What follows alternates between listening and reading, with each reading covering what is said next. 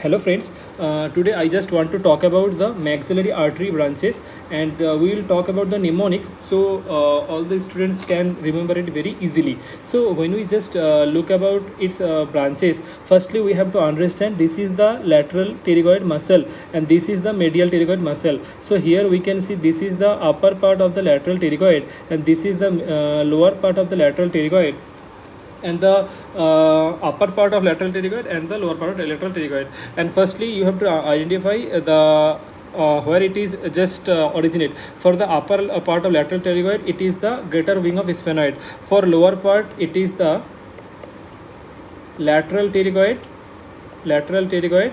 and mainly the lateral portion. Okay, lateral portion. And you have to also remember that these both are inserting into the neck of the mandible, so why we are just talking about this? Because this is the insertion, because our maxillary artery has been given three parts regarding this muscle.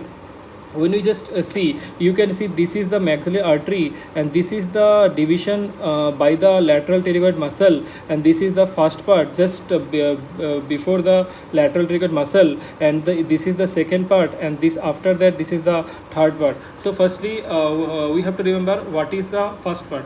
So first part we have to remember one mnemonic, that is maida, that is MAIDA. So firstly the maida is, what is this maida? So this is the M for middle meningeal artery. Firstly, M for middle meningeal artery, A for accessory meningeal artery, and I for inferior alveolar artery. And what is D for? D stands for deep auricular artery. And what is A? And this is the anterior tympanic artery. So when we just look at this branching, so here you can see, firstly this is the M, this is the A, and this is the inferior alveolar, this is the deep auricular, and this is the anterior tympanic. So firstly you have to remember the for first part this is maida. For second part it is make my bake dinner before the party. So what is make? M for mesenteric artery, and D for deep temporal artery, B for buccal artery, and T for pterygoid artery. So make dinner before party. So this is the muscular branch. Here we can say this is the mesenteric artery we can find, and make dinner. So this is the deep temporal artery, make dinner before party. So buccal, and there also be a pterygoid artery. Next, the all the aspirants of any UG or PG has a ambition for PGI Chandigarh.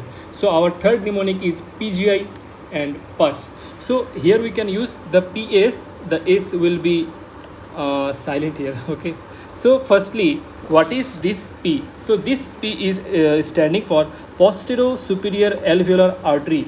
Next, the G for greater palatine artery, I for infraorbital artery, and the next the PAS, that is the pharyngeal artery, artery of pterygoid canal, and sphenopalatine artery. So this is this final branching we can say here, that is the firstly the posterior superior alveolar artery, here we can see. Next is the G, that is the greater palatine artery. Next is the I, that is the infraorbital artery, and the next is the PAS, that is the pharyngeal artery, and A for artery of pterygoid canal, and next is the S for sphenopalatine artery. So here we can see all the artery, how it is giving the branches. So you have to remember. So next important thing is why we have to remember so why we have to give the stress regarding the maxillary artery, because when we just look at the ITF, that is the infratemporal fossa, so it is the content of the infratemporal fossa. So what are the other contents? I just want to take 1 minute extra. So the other contents are, firstly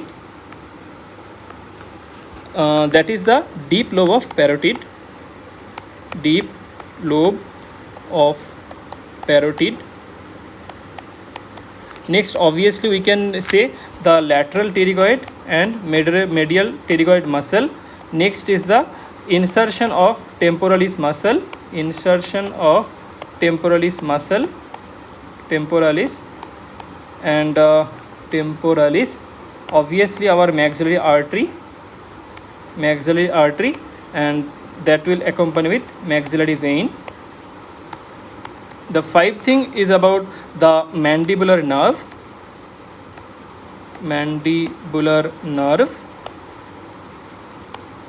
chorda tympani nerve,